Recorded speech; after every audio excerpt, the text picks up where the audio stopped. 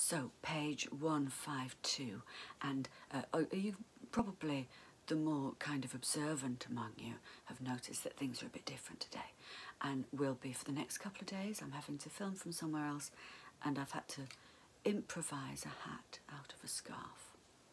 That bit's not gone so well, but here we go. Yesterday, Jim Stanmore was racing from the airliner towards the party.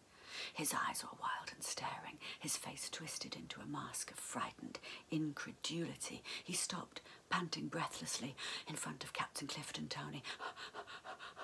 "My new wireless set has been sabotaged," he gasped.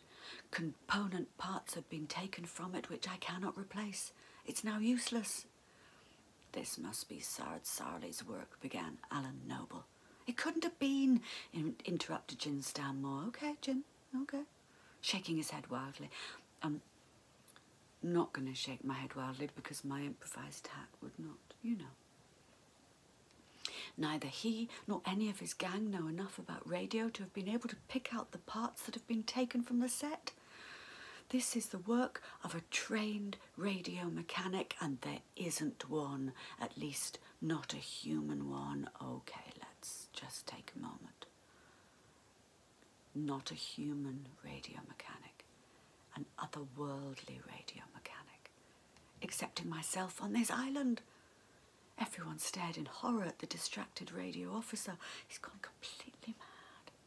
Shirley caught her breath in her throat, with once again butterflies fluttering wildly inside her, and her thoughts centred upon the ghostly figures that she had seen, or thought she had seen, upon the fringe of the jungle. Ought she to tell Captain Clifford about them? Well, you know my thoughts on this, Shirley, yes. She must, yes. But how silly and far-fetched it would sound.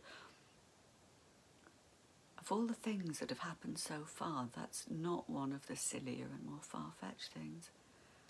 And yet at that moment, her thoughts were broken into by a strangled, heartbroken cry. It had arisen from the jungle's edge, just where she had seen the ghost-like figures. With her heart missing a beat, she swung around again, the hat, to see Taru racing from out of the moonlight-spangled palms. See, even in an emergency situation, it's still beautiful. Moonlight-spangled palms. The native boy stopped dead, staring at the ruins of the mast and the raft, with eyes bulging from a stricken, golden-brown face. Well, that's all exciting, because it means that there's an otherworldly radio mechanic somewhere.